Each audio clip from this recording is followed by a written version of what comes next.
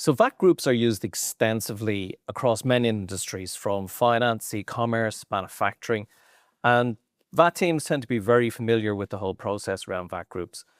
But while there's a familiarity with VAT groups from a VAT perspective, it's handling them within SAP where it can get really, really complex. My name is Derek O'Brien. I'm joined by Ryan Devaney from our consulting team and Owen Rogers from our tax technology product team. Guys, you have a lot of experience with VAT groups. They're very familiar among VAT teams and so on, but it's when they get into SAP, it's the managing of that within the SAP environment that it gets quite complex. But before we get into the SAP side, Ryan, maybe you could just bring us through an explanation of VAT groups. Absolutely, Derek. Yeah, so a VAT group is an EU VAT simplification that allows multiple entities, multiple companies to come together and form a single taxable entity where those companies have close financial, economical or organisational ties. So where a VAT group's formed, any supplies between the entities within a VAT group disregarded for VAT purposes.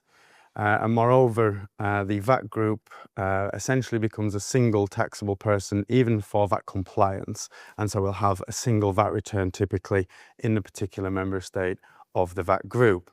If we move on to the benefits, and maybe if I just show a quick example here.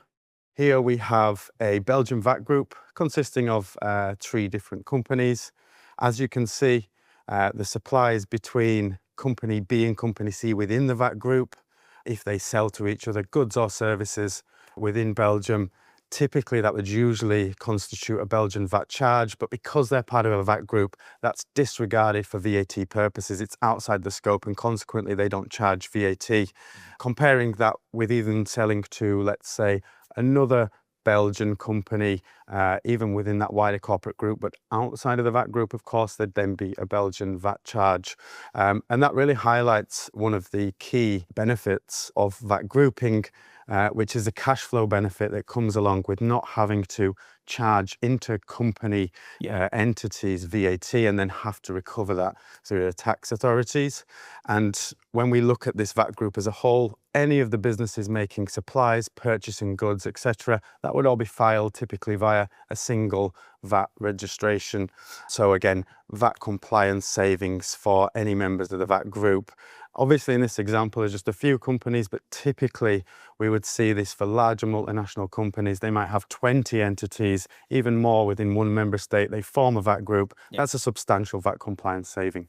So there's a lot of familiarity, there's a lot of benefits, which is probably why people are so familiar with them. Absolutely. But when it gets into SAP it becomes a challenge to manage this. Yeah, to automate that process without manual intervention is quite tricky in SAP. Yeah.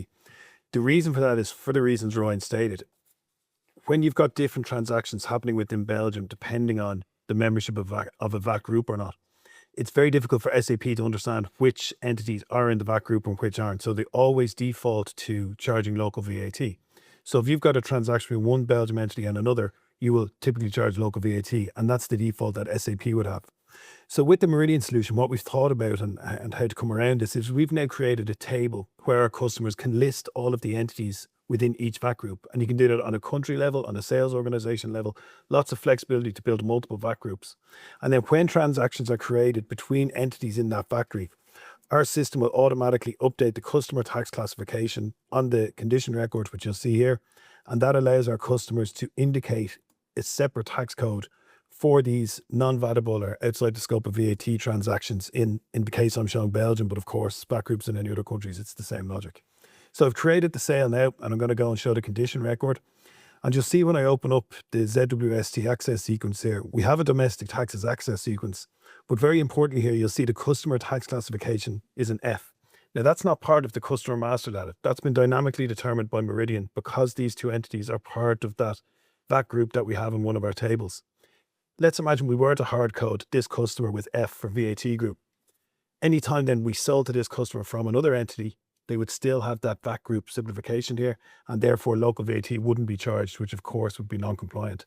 So that's why the Meridian solutions will dynamically determine each of these settings based on the underlying rules of that transaction, instead of hard coding inflexible master data takes into the system. a much more flexible way of customers and VAT experts who actually understand the VAT groups and the business being able to define those groups with a separate table. Brilliant. Thanks a lot, guys. I think that the great thing there is you can see where the VAT team can actually really take control of this within the system. Yeah. And you can remove any reliance on manual intervention and all the inconsistencies that that can bring as well. So there's a lot of benefit to being able to take that control. So listen, thanks very much. That was brilliant. If this is a challenge that you're familiar with, and you probably will be, then if you want to discuss this a bit further with us and see what it is that we can do, then you'll be able to contact us and just look for our contact details on meridianglobalservices.com.